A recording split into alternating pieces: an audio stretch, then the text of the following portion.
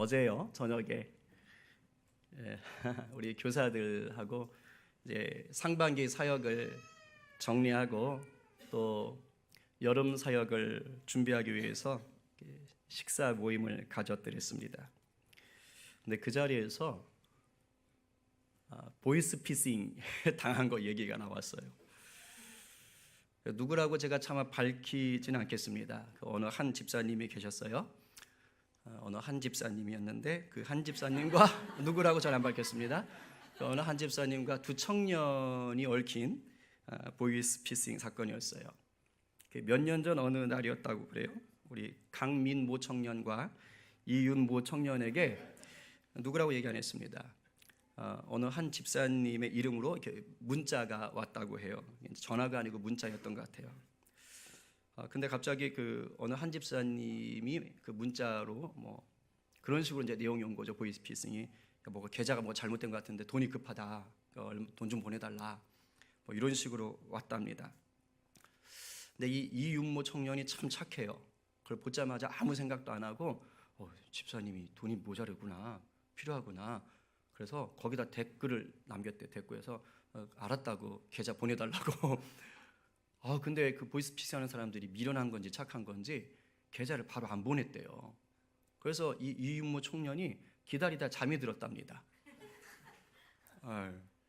근데 그 사이에 또 다른 청년도 받았거든요. 강민모 청년이라고. 근데 이 청년은 좀 보통이 아니에요. 그래서 이 어느 한 집사님의 이름으로 온 딱 문자를 보면서 갑자기 이렇게 이런 생각을 했대요. 아니, 아무리 집사님이 돈이 급해도 그렇지 어떻게 나한테 그럴 수가 있어? 내가 빈털털인 걸 몰라? 그러면서 반은 화가 나고 반은 황당해서 다짜고짜 전화를 했대요. 그래서 뭐 따다다다다다. 그러니까 그것을 본 어느 한 집사님도 굉장히 당황했던 거죠. 나 안 보냈다. 그래서 이제 그게 보이스피싱이었다는 게 이제 알게 되면서 다행히 둘 다 안 걸려 들어갔습니다. 한 사람은 자다가 모면했고 한 사람은 철저히 의심하다가 피해갔어요. 그러니까 이 보이스피싱 했던 작자들이 상대를 잘못 골랐던 거죠. 근데 그 옆에 계셨던 어느 모 정 권사님께서는 아유, 나 같으면 보지도 않고 보냈을 텐데. 그러니까 그분한테 했으면 걸렸을 거예요. 근데 이게 상대를 잘못 골랐던 겁니다.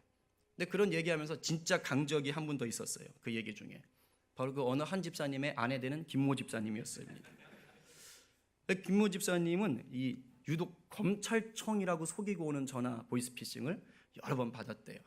어제 정확히 못 들었는데 한 7번 받았다 그랬나? 근데 이분이 또 보통이 아니거든요. 그래서 능글능글 다 이렇게 잘 넘겼답니다. 그리고 마지막 이제 검찰청이라고 하면서 또 전화가 왔는데 그때는 이렇게 한마디로 일침을 놨대요. 야! 내 남편이 검찰총장이다! 그랬더니 그 다음부터는 이게 전화가 안 오더랍니다. 이게 유혹을 하고 시험을 이렇게 하려고 해도 이게 제대로 해야 돼요. 이게 상대를 이렇게 보면서 해야 됩니다. 이 검찰청 보이스피싱은 상대를 제대로 잘못 고른 거죠. 넘어갈 뿐이 아니죠. 자, 여러분은 어떠십니까? 뭐 살다 보면 이런 보이스피싱 당할 수도 있어요. 근데 이것뿐만 아니라 우리 삶 속에는 정말 수많은 유혹과 시험이 몰려옵니다. 그런데 그때마다 우리가 그런 것들을 다 이기면 좋겠는데 이 만만치가 않아요. 그 유혹과 시험 앞에서 이 퍽퍽 넘어질 때가 의외로 많은 거죠. 왜 우리가 이렇게 삶의 유혹과 시험 앞에서 쉽게 무너질까요? 왜 그럴까요? 그것은 마귀가 우리의 약점을 너무도 잘 알아요. 그래서 그 약점만 집중적으로 공격하기 때문입니다. 돈에 약한 분이 있어요. 마귀는 돈 가지고 유혹합니다. 권력에 집착하는 분들이 있어요.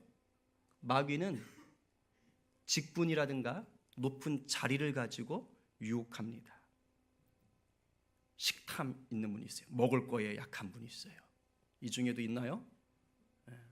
저는 별로 없어요. 근데 먹을 거에 약한 분들은 마귀가 먹을 것으로 유혹을 합니다. 모든 게 먹음직도 하고 보함직도 하게 만들어요. 이런 것들이 있는 거예요. 그래서 우리가 이런 수많은 유혹과 시험 앞에서 당당하게 이기려면 어떻게 되느냐? 세상적인 지혜도 필요합니다. 그러나 무엇보다 영적인 분별력을 가지고 있어야 됩니다. 그래야 마귀가 우리를 넘어뜨리려고 할 때 유혹하고 시험해도 끄떡하지 않을 수가 있어요. 우리가 영적인 분별력을 딱 가지고 있어야 마귀가 우리를 유혹하러 한 길로 왔다가도 어라 이거 상대를 잘못 골랐네 이러면서 7길로 도망을 가게 만드는 겁니다. 그렇다면 우리가 영적인 분별력을 가지고 마귀의 이 유혹과 시험을 이기려면 어떻게 해야 하는가? 오늘 본문에 보니까 예수님이 친히 그 비결을 알려주시는 겁니다. 우리가 영의 귀를 활짝 열고 온전히 듣고 깨닫기를 간절히 바랍니다. 그래서 마귀의 유혹과 이 시험 앞에서 담대히 이길 수 있는 영적 분별력이 충만하기를 축복합니다. 우리 한 번 더 옆에 분들에게 이렇게 축복합시다. 듣고 깨달아 유혹과 시험을 이깁시다. 아멘. 아멘. 오늘 본문에 보니까 우리 예수님이 이제 요단강 지난주에 봤지요? 요단강에서 요한에게 세례를 받으신 이후에 바로 일어난 일입니다. 예수님 위에 성령이 비둘기 모양처럼 내렸다고 그랬어요. 하늘에서는 하나님의 음성이 들리면서 내 사랑하는 아들이요 내 기뻐하는 자다라는 인정함이 임했습니다. 그리고 드디어 이제 뭐 하는 겁니까? 우리를 위한 구세주로서의 본격적인 사역을 이제 시작하는 겁니다. 그런데 사역을 바로 나가신 게 아니에요. 세례를 받으신 후에 우리가 소위 알고 있는 예수님의 첫 번째 기적, 첫 번째 사역이라고 일컬어지는 가나의 혼인잔치에 곧바로 가신 게 아닙니다. 예수님이 세례 받으신 후에 이제 공생애를 시작해야 되는구나, 제자부터 모아볼까? 이러고 제자들을 찾으러 간 것도 아니었습니다. 귀신을 내쫓았던 것도 아닙니다. 오히려 어디로 가셨어요? 광야로 가셨습니다. 광야로 가셔서 40일을 금식하며 기도하셨어요. 그리고 그 금식 기도가 끝나자마자 마귀에게 시험까지 당하셨습니다. 여러분 이 본문 많이 읽어보셨을 텐데 이상하다는 생각 안 해보셨습니까? 어떻게 하나님의 아들이 40일씩이나 금식을 하지? 그럴 필요가 있으신가? 더군다나 하나님의 아들이 어떻게 마귀에게 시험을 당할 수가 있지? 우리 같은 사람들이야 그렇다고 치지만 예수님은 하나님의 아들이시잖아요. 마귀가 감히 예수님을 상대할 수가 있나요? 깜도 안 됩니다. 근데 어떻게 마귀가 예수님을 시험할 수가 있을까? 저는 그게 궁금했어요. 그런데 오늘 1절 말씀을 보면 아주 놀라운 장면이 나옵니다. 우리 성경 보면서 같이 읽어볼까요? 1절 말씀. 그때에 시작. 그때 예수께서 성령에게 이끌려 마귀에게 시험을 받으러 광야로 가사. 이게 무슨 말입니까?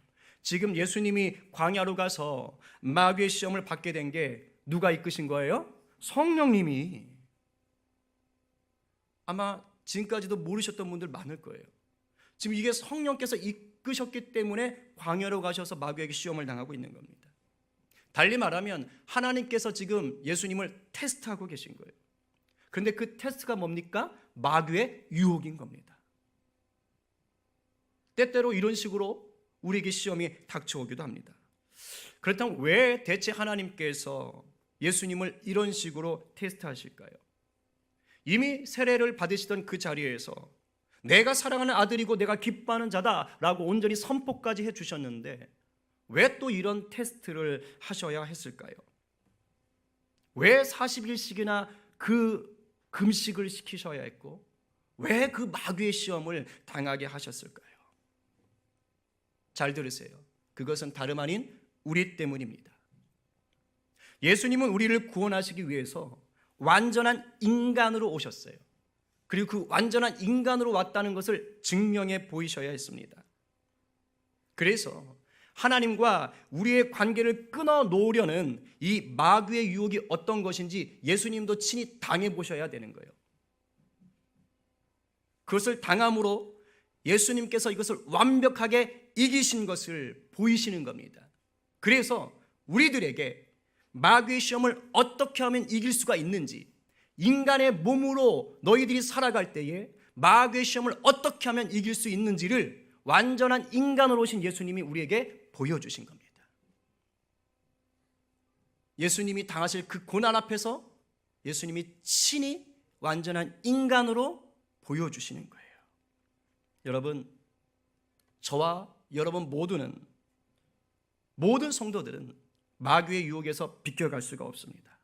아무리 신앙이 좋아도 마귀의 유혹과 시험은 닥칩니다. 때로는 하나님이 우리를 연단하기 위해서 시험하실 때도 있고요. 그리고 이 마귀의 시험은 오히려 신앙이 좋을수록 더 강합니다. 더 거세요. 신앙이 좋으면 마귀의 시험이 약할 것 같지만 아니에요. 마귀는 더 덤벼듭니다. 생각해 보십시오. 마귀가 신앙의 형편없는 성도를 뭐하러 시험합니까? 신앙의 형편없는 성도는 시험하지 않아도 알아서 자기가 하나님에게서 멀어져요. 마귀도 쓸데없이 에너지 소비하지 않습니다. 마귀가 유혹하고 노리는 자들은 누구냐? 열심히 있는 성도예요. 예수님을 닮으려고 몸부림치는 성도들입니다. 그런 성도들을 넘어뜨려야 이게 마귀 입장에서는 수지 맞는 장사가 되는 거예요. 그러니까 만약에 여러분들이 신앙생활을 하고 계시는데 자꾸 유혹이 많다, 자꾸 나한테 이 시험들 일이 생긴다, 그럼 기뻐하셔야 돼요. 아, 이게 마귀가 나를 괜찮은 성도로 여기고 있구나. 마귀가 지금 나를 진짜 성도로 여겨서 이게 나를 무너뜨리려고 하는구나. 이게 내가 좀 가치가 있는 성도구나. 그렇게 생각하시면 됩니다. 아무 문제가 없다? 그럼 좀 의심하셔야 돼요. 내가 짝퉁 아닌가? 이게 정말 신앙생활 잘 하시는 분일수록 아주 교묘한 유혹들이 많이 있습니다. 그렇다면 우리가 어떻게 해야지만이 이 수많은 영적인 유혹과 시험을 이겨낼 수 있는가? 답은 하나예요. 기도와 말씀으로 무장하는 것입니다. 기도와 말씀으로 무장하는 것. 이거밖에 없어요. 예수님이 지금 우리들에게 이거 알려주시기 위해서 친히 어디 가신 겁니까? 성령이 끌려 광야로 들어가신 겁니다. 저거 하신 거예요. 기도와 말씀. 장차 이 땅에 살면서 수많은 유혹과 시험을 당하게 될 성도들에게 이길 수 있는 법이 무엇인지 가르쳐주고 계신 겁니다. 오늘 본문에서 마귀가 시험한 이 세 가지는 뭐냐? 우리가 이 세상을 살아가면서 경험하게 되는 대표적인 유혹과 시험입니다. 우리가 예수님처럼 이것을 이겨낼 수가 있다면 우리는 마귀를 벌벌 떨게 만들 수 있는 강한 용사가 될 수 있습니다. 그렇다면 우리가 어떤 유혹들을 이겨내기 위해서 기도와 말씀으로 무장을 해야 할까요? 첫 번째는 본능적인 유혹에 빠지지 않기 위해 기도와 말씀으로 무장해야 합니다. 3절 말씀 같이 읽어보겠습니다. 시험하는 자가, 시작. 시험하는 자가 예수께 나와서 이르되 내가 만일 하나님의 아들이거든 명하여 이 돌들로 떡덩이가 되게 하라. 마귀가 예수님을 시험한 첫 번째는 뭡니까? 먹는 거예요.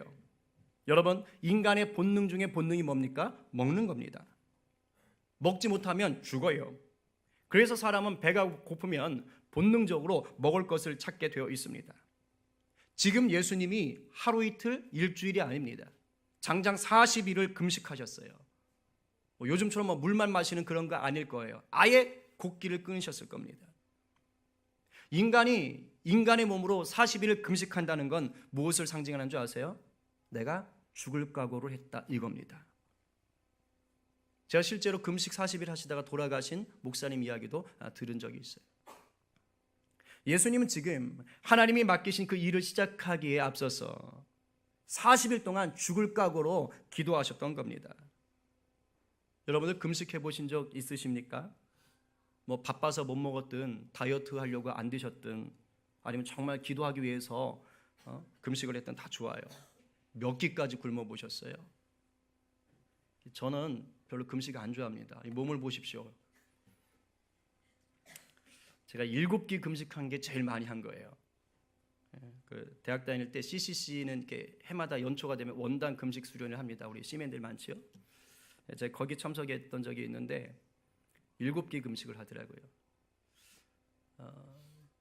2끼까지는 참을만 했습니다.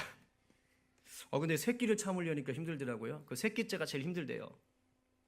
갑자기 이게 3끼를 금식하고 넘어가시니까 그 밤에 이게 막 머리에 막 이렇게 먹을 게 떠다니기 시작하는 겁니다. 별로 저는 그런 거 안 하거든요. 이게 먹을 거 별로 안 좋아해서.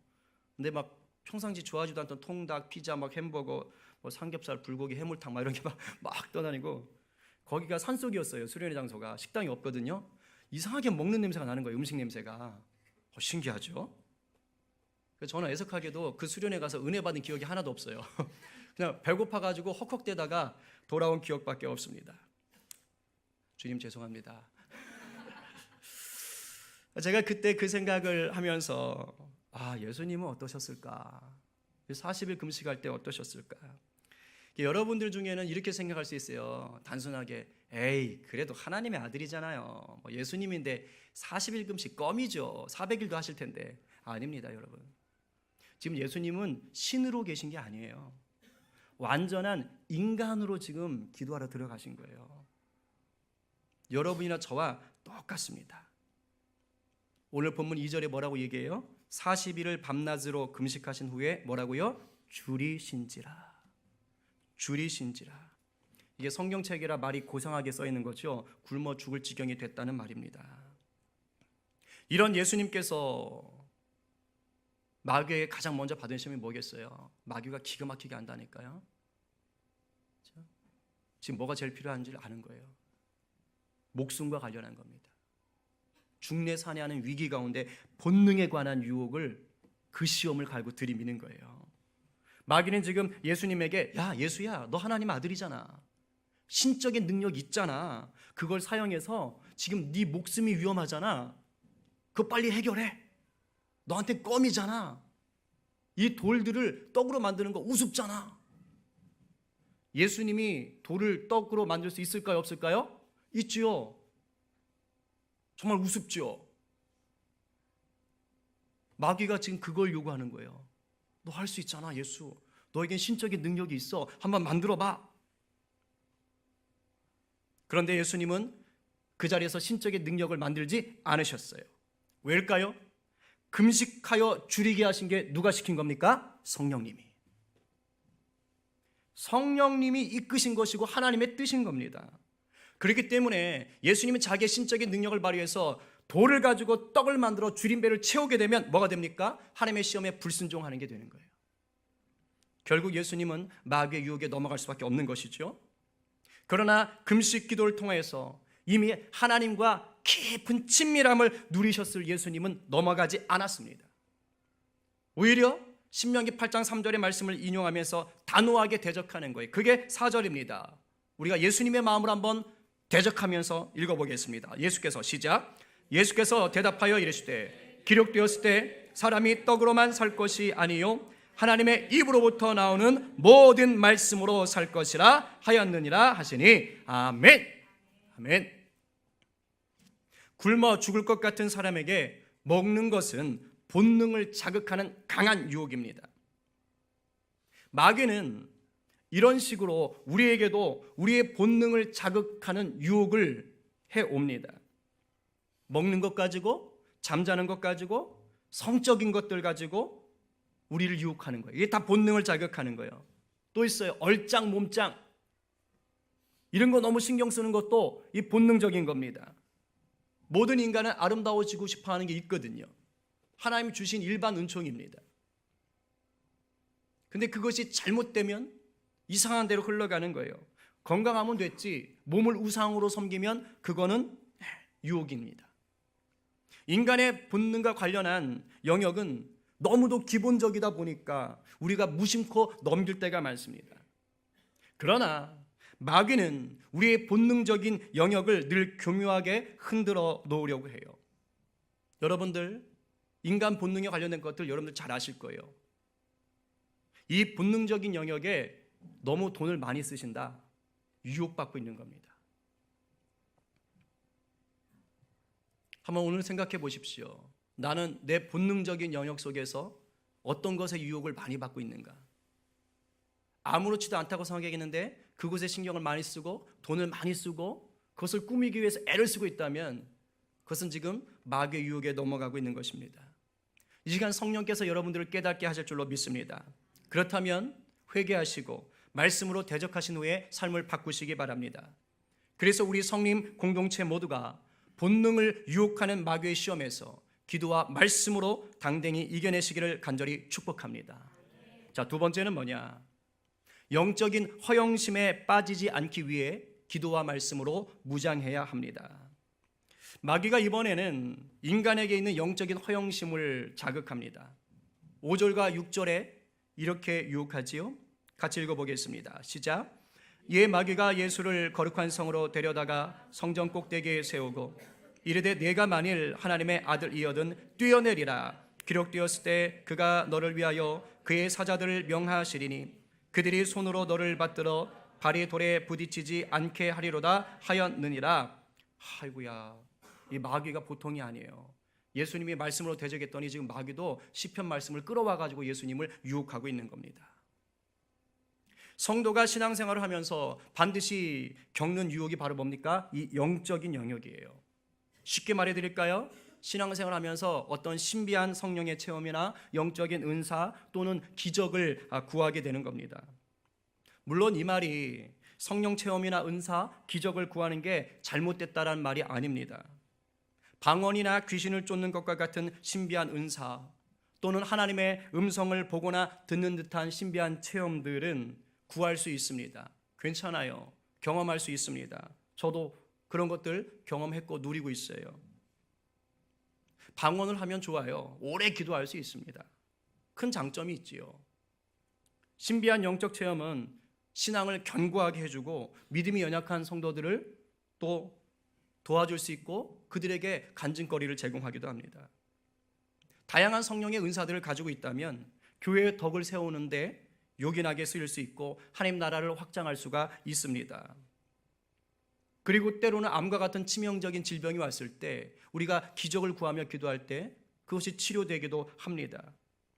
이런 걸 구하는 것 자체는 잘못된 게 아닙니다. 그러나 영적 허영심은 뭡니까? 구하는 의도가 잘못된 경우입니다. 이렇게 기적을 구하고 신비한 체험을 구하는 이유가 내 만족, 내 자랑을 위한 것일 때가 있다는 거예요.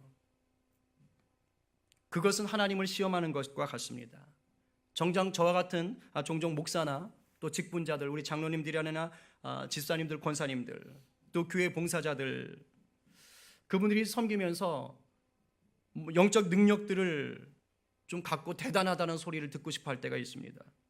뭔가 초월적인 영적인 능력과 기적을 드러내기를 은근히 바랄 수가 있어요. 어떤 분들은 아예 때를 쓰면서 기도하는 분들도 보았습니다. 지금 마귀는 예수님에게 이걸 요구하고 있는 겁니다. 예루살렘 성전 그 꼭대기에 예수님을 떡하니 세워놓고 하나님의 아들이 맞다면 뛰어내려봐라. 그러면 천사가 나타나서 예수 너가 떨어지기 전에 땅에서 딱 받아줄 거야. 무슨 말입니까? 예수님 보고 하나님의 아들인 것을 자랑하기 위해서 기적을 한번 베풀어봐. 이렇게 얘기하는 것입니다. 만약 예수님이 마귀의 이 유혹에 넘어갔다면 어떻게 되는 겁니까? 그것은 하나님께서 하나님의 나라를 위해서 일하라고 하신 것, 그것을 지키는 것이 아니라 예수님 자신을 위해서 일하는 게 됩니다. 자기 만족을 위해서 죽음의 위험에서 벗어날 기적을 하나님께 구하는 거예요. 기도할 때 내 급한 것, 내 문제 해결하기 위해서 구하는 것, 그게 오직 내 자랑 위해서 구하는 것, 이건 한 번 정도 의심해 봐야 되는 것이죠. 우리의 기도의 초점은 궁극적으로 어디로 가야 됩니까? 하나님의 나라를 향해야 하는 것입니다. 영적으로 나의 만족, 나의 자랑을 위한 구함들 역시 하나님을 시험하는 것입니다. 그래서 예수님은 이번에도 구약의 신명기 6장 16절 말씀을 인용해서 7절에서 이렇게 말씀하셨어요. 주 너의 하나님을 시험하지 말라 하였느니라 하시니. 여러분, 신앙의 연수가 많아질수록, 봉사를 많이 할수록 자칫 영적인 허영에 빠질 수가 있습니다. 다른 사람들보다 더 신앙이 좋다는 것을 증명하고 싶어서 영적인 능력을 구할 수 있어요. 조심해야 됩니다. 내 자랑, 내 만족을 위한 영적 능력은 교만으로 가는 지름길이 됩니다. 우리 모두가 기도와 말씀으로 무장하셔서 우리의 영적 허영심을 축혀 세우려는 마귀의 유혹을 단호히 이겨내시고 겸손으로 무장하시기를 바랍니다.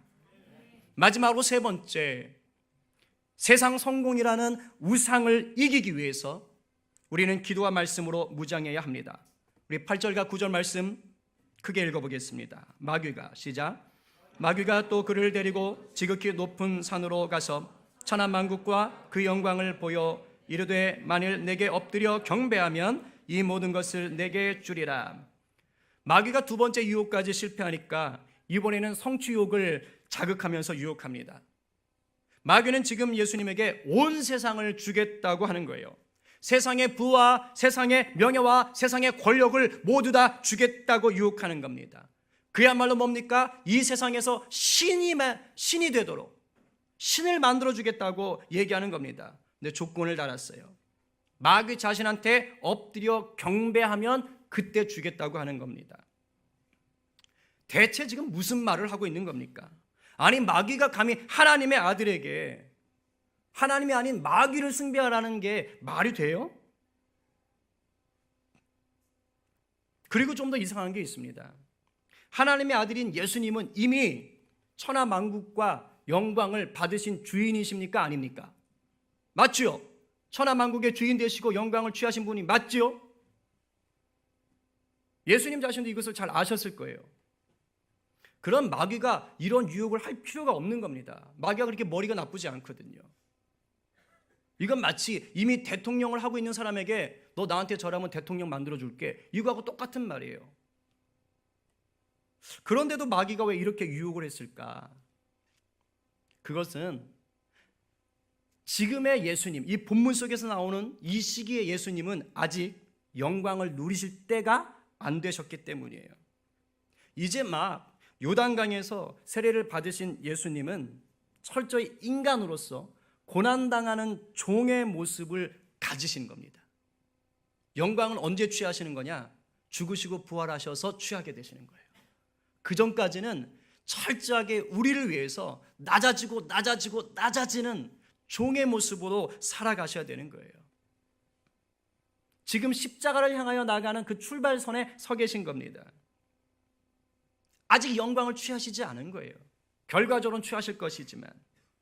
그런데 마귀는 이걸 이용한 겁니다. 예수님께서 자기한테 절하고 나면은 빨리 너가 원하는 그 세상 영광 다 줄게, 이렇게 유혹하는 거예요. 예수님도 십자가 고난이 힘든 걸 아셨거든요. 그걸 노리는 거지요. 너 얼마나 힘든 건지 알잖아. 그러니까 절 한번 하고 빨리 끝내자, 이 유혹하고 있는 겁니다. 그러나 예수님은 분명히 아셨어요. 내가 십자가를 져야 된다는 걸 아셨습니다. 나에게 영광의 때가 아직 오지 않았다는 것을 아셨습니다. 십자가 죽음 이후 부활해야지만이 그 영광이 온전히 임한다는 것을 아셨어요.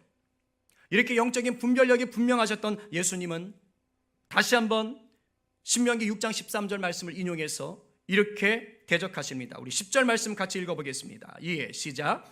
예, 예수께서 말씀하시되 사탄아 물러가라. 기록되었으되 주 너의 하나님께 경배하고 다만 그를 섬기라 하였느니라. 아멘.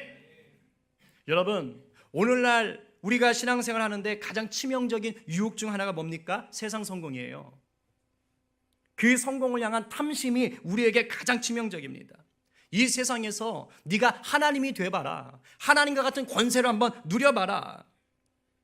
그래서 우리는 이 세상의 성공을 위해서 하나님이 아닌 것들에 자꾸 고개를 숙인다 이겁니다. 특히 뭐에 고개를 숙입니까? 돈에 고개를 숙여요. 세상 권력 앞에 고개를 숙입니다. 여러분, 이 시간 한번 곰곰하게 성령의 도우심을 따라 생각해 보십시오. 여러분 지금 돈 버십니다. 그리고 돈을 많이 벌고 싶어 하실 거예요. 그 이유가 뭡니까? 직장 생활을 구할 때 공무원처럼 안정적인 직장에서 근무하길 원해요. 저 어제 우리 청년들에게도 얘기했던 것 같은데 아닌가? 금요일에 얘기했나요? 요즘 청년들이 다 입시 준비하는데 자기 전공하고 상관없어요. 기승전 공무원 이렇게 준비하는 친구들이 너무 많지요. 공무원이 나쁘다는 게 아닙니다. 왜 그런 안정적인 직장을 구하려고 하는 진짜 이유가 뭡니까? 이 세상에서 성공하고 싶어하는 진짜 이유가 뭡니까? 하나님의 나라와 영광을 위한 것입니까? 복음을 증거하기 위한 도구로 삼기 위해서 그런 것들을 선택하는 것입니까? 아니면 이 세상에서 마음껏 좀 즐기면서 편안하게 살기 위한 겁니까? 세상에 보란 듯 자랑하면서 높아지려는 욕심 때문에 그 물질을 구하고 그러한 좋은 자리들을 구하는 건 아니에요. 심지어 신앙생활을 하는 것도 내가 세상에서 성공하기 위한 교양 정도로, 인격 수양 정도로, 인간관계의 장 정도로 생각하기 위해서 신앙생활을 하지는 않습니까? 우리 여기는 없어요. 없을 거라고 믿습니다. 만약에라도 그런 분이 있다면 그것은 하나님을 경배하시는 게 아닙니다. 하나님을 이용해서 세상 것을 숭배하고 있는 것입니다. 내 자신도 모르는 사이에 마귀에게 이미 고개 숙이고 있는 것입니다. 기도와 말씀을 게을리하면 어떤 결과가 벌어지느냐? 세상이 그렇게 아름다워 보여요. 그래서 세상 것들을 숭배하게 만들고 세상 성공 앞에 무릎 꿇게 만듭니다. 우리 성림 공동체는 기도와 말씀으로 무장하여서 늘 하나님을 온전히 높이고 섬기는 하나님의 참 자녀가 되기를 간절히 축원합니다. 성도들에게 있어서 이 기도와 말씀보다 중요한 건 없습니다. 기도와 말씀이 똑바로 서야만이 마귀의 유혹과 시험을 이길 수가 있어요. 기도와 말씀으로 무장되어야지만이 본능 따라 살지 않고 영적 허영심에 빠지지 않고 세상 성공이란 우상 앞에 무릎 꿇지 않을 수가 있는 것입니다. 여러분, 우리 모두 마귀가 만만하게 보는 성도가 되어서는 절대 안 됩니다. 마귀가 우리를 유혹하고 시험 들게 하려고 왔다가도 상대가 안 돼. 접근을 못 하겠어. 영적 파워가 너무 세. 이러면서 깜짝 놀라서 도망가게 만드시기 바랍니다. 제가 큐티방을 다시 만들었죠. 그리고 날마다 큐티를 올려서 큐티 좀 하시자고 은근히 압박하는 이유는 다른 흑심이 있는 게 아닙니다. 아니, 흑심이 있군요. 바로 이 이유입니다. 제발 좀 말씀 붙잡고 살자 이겁니다. 큐티라도 안 하시면 어떻게 되는 줄 아세요? 저도 해봐서 알거든요. 큐티를 안 하면 어떻게 되느냐? 죄송하지만 하루에 말씀을 한 장도 안 봐요. 봐야지 하다 오늘 주일이다 이러고 와요. 제가 잘 알죠? 네, 저도 그렇게 살아봤거든요. 저희가 화목 임재 기도회, 수요 베델 기도회, 심지어 금요 심야 기도회까지 만들어서 계속해서 저녁마다 기도하는 이유가 뭡니까? 바로 이것 때문이에요. 말씀과 기도로 무장하자는 겁니다. 기초가 바로 서지 않으면 건물을 올릴 수가 없어요. 기도와 말씀이 신앙의 기초인 줄 믿으시기 바랍니다. 정말 능력 있는 성도, 하나님과 깊은 친밀함을 누리는 성도, 삶 속에서 하나님의 나라를 경험하는 성도가 되고 싶다면 예수님처럼 기도와 말씀에 힘쓰시기 바랍니다. 우리 모두 그렇게 되기를 간절히 축복합니다.